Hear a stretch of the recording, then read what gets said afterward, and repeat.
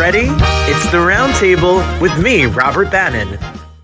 Well, welcome to the Roundtable, everybody. My name is Robert Bannon. You're listening to us on Broadway World or over here on the Broadway Podcast Network. And I am super excited because ever since I was about 10 years old, I've kind of been obsessed with the legend that is Barbara Walters. I ran into her, Jackie, at a diner once, and At a diner. I did get a signed napkin and selfie. I'm going to keep it forever and ever and a day. Jackie Jesko is here directing this full-length documentary that is at Tribeca, is coming to Hulu, and is going to tell the story, a lot of the story that we may never have heard before. I definitely learned some things. Welcome to the show. Thank you so much for having me. Is there a more New York moment than Barbara Walters at a diner? No, I'm just surprised she was ever in a diner, to be honest. Same. Well, congratulations about this. The film that we're talking about is called Barbara Walters Tell Me Everything. So tell me everything, Jackie. How did this come to be? This was sort of a dream project, but it came to me through Imagine Documentaries, which is Ron Howard's production company that produced the film. They just contacted me and they were like, "Would you want to talk to us about a documentary about Barbara Walters?" I spent the first 10 years of my career as a television news producer, the first couple of those years at ABC News. So I definitely love that industry. I have a lot of fondness for it. And I was, obviously thrilled at the idea of doing a film about, this woman who pretty much shaped television news for many, many decades. So And talk about a dream come true. Besides you talking about Barbara Walters, I mean, you're doing this with the team I mean, this team that's behind it, Brian Grazer, Ron Howard. What was it like to work with this as a producing company to get this out? What was it like to work with them about this? I mean, they're amazing. Like they do so many beautiful high-end films. It was awesome. Like A plus all around. All around. That's just the it is A Yeah. list here for you. So Jackie, when you Yeah. when you made this film, a lot of it I got to watch it this morning. A lot, it's so brilliantly done. A lot of it's in her Thank voice. you. A lot of it is great clips that sometimes we haven't seen, like her getting ready to do interviews, giving notes to the crew, how seriously she took her job. But you also humanize her in a way that I don't think we always, even in her book, does a good of a job. How do you tell a story about someone when they're not here to tell it? Yeah, it's interesting because having constraints can kind of lead to more creativity sometimes, right? And so we knew we were going to have a limited amount of sound of her telling her own story. Barbara did write her own autobiography called Audition in 2008, I think. And it's very dishy, it's very detailed, it's a great read, but she unfortunately did not do an audiobook. So I wasn't really sure how much of her own voice we were going to be able to have at the very beginning. I was very happily surprised that she had given a bunch of pretty in-depth interviews to different people, and we were able to, get that footage and use that. But it was a difficult thing to start at the outset because we partnered with ABC News Studios on this.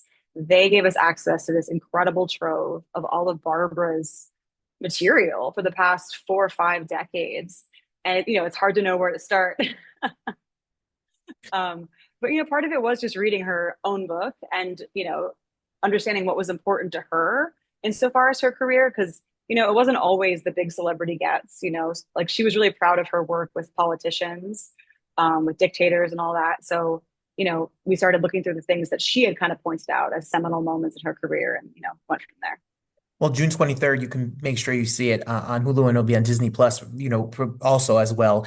And if you're in Tribeca and you want to see it, you got to go to the premiere. What is it like for you to have a film like this premiere at Tribeca? I mean, it's the biggest film festival in New York City. It's one thing to get it out with Ron Howard and Brian Grazer. It's one thing to talk about Barbara Walters. It's another thing to have it on Hulu and Disney Plus. Now you get to have it at Tribeca. Yes, very exciting, but also the absolute perfect and only place, really, to premiere a film about Barbara Walters. Such a consummate New Yorker. It's a very glamorous festival. Like it just made perfect sense. So were there things that you learned about her that you did not know in doing research? Were there things that interested you that we may not know as a general public will learn in the documentary? I mean, yeah, I knew a lot about her work. I knew next to nothing about her personal life, starting this project out. And so one of the things that I thought was honestly the most revealing about her was her childhood. And that kind of sounds cliche, I think, as people talk about people's childhood shaping them. But honestly, not everyone's childhood is that interesting. Hers was very interesting. Very. As Broadway fans might know, there's a Lou Walters Way on 42nd Street. And that is her dad. He ran the Latin Quarter, a famous nightclub.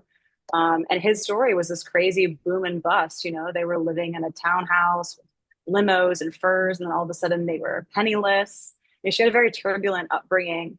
Um, and I think that she loved and resented her dad in equal measure. And you can see how that shaped who she became and her self reliance at a time when that wasn't required of many women, and her ambition, and her fear of failure. It's an amazing upbringing, her dad, her sister, and the love she had for her sister, Mhm. like her and her own story about her husbands and boyfriends and her daughter. You give a dishy documentary too, Jackie. You don't, she loved a little dish. We know she did. And she would love this for this. So you speak to some of the greatest journalists and media personalities in the entire world. What is it like when you put an ask out to some of the people that are a part of the documentary, and what was it like to sit with them and find their stories about Barbara Walters? It was terrifying. I Um, believe it. no, I mean it was amazing. I mean, she made an impact on so many extremely important, pivotal, figures in media.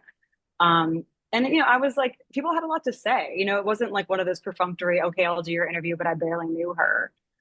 It was people who really did know her and could speak to different aspects of her personality, different times in her life. I think she had a really special relationship with Oprah Winfrey. Probably the kind of relationship that people of that ilk of fame can only have with each other. And Cynthia McFadden was amazing, Katie Couric, Connie Chung, and it was obviously hugely cool to be able to interview these people. It's amazing. And they give such a humanity side of it and also a business side of it because she was pretty cutthroat about her interviews. And a lot has been said about her fighting for the get. And again, you have so many clips of that. So, how did you narrow down the pivotal interview moments that there's so many to choose from?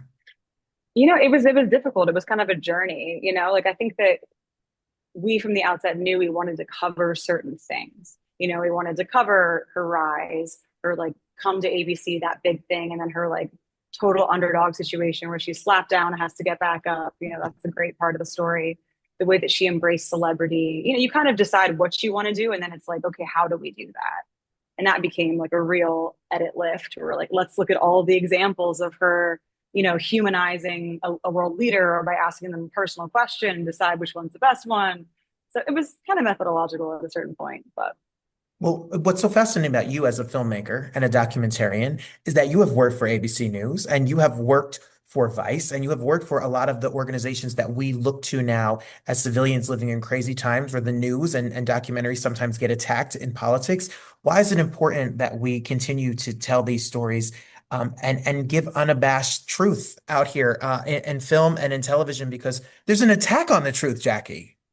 yes, there sure is. I mean, nothing could really be more important, honestly.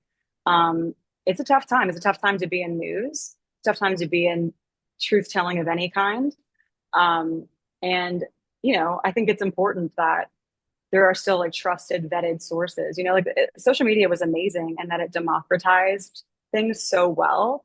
And like I think at a time when there was a bit of a gatekeeper situation going on where, news media really did control the public discussion, the public thought, and then social media broke that wide open. And that was like kind of a great thing. But then, pendulums can go from one extreme to the other, right? So it's hard to say what the ideal balance is, but I do think we're at a time when the pendulum has shifted so far in the other direction that I think there is some thirst for the kind of truth and sort of consensus reality that Barbara represented culturally.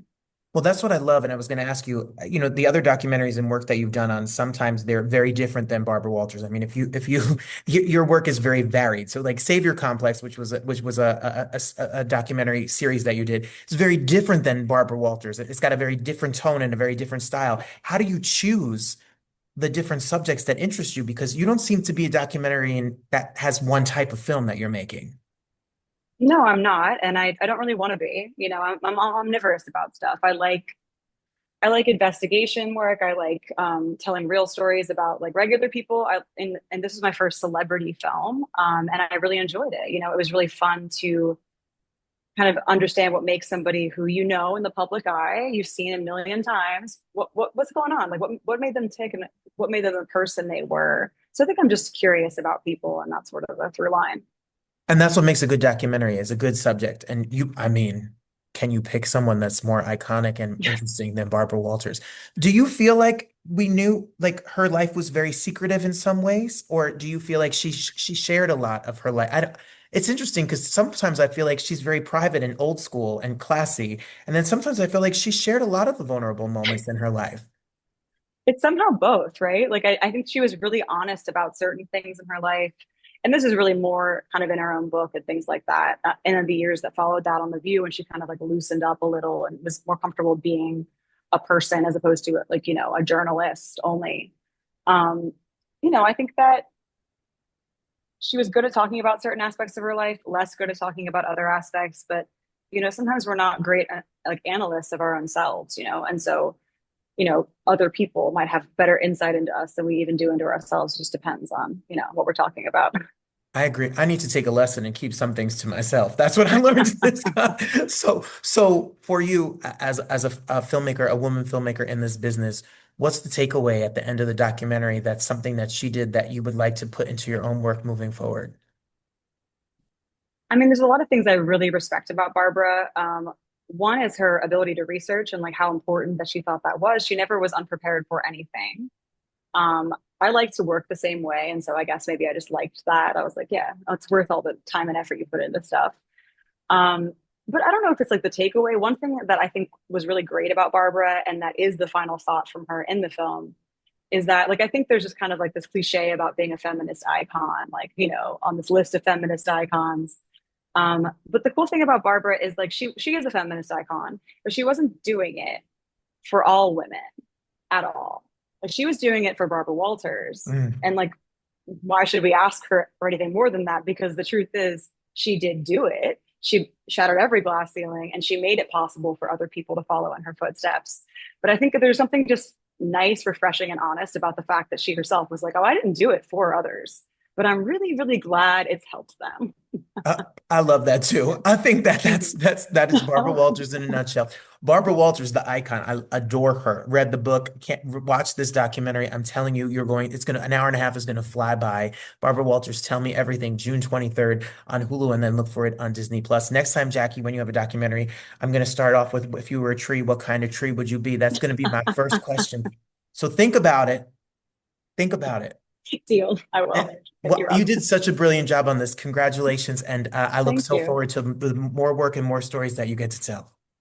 Thank you.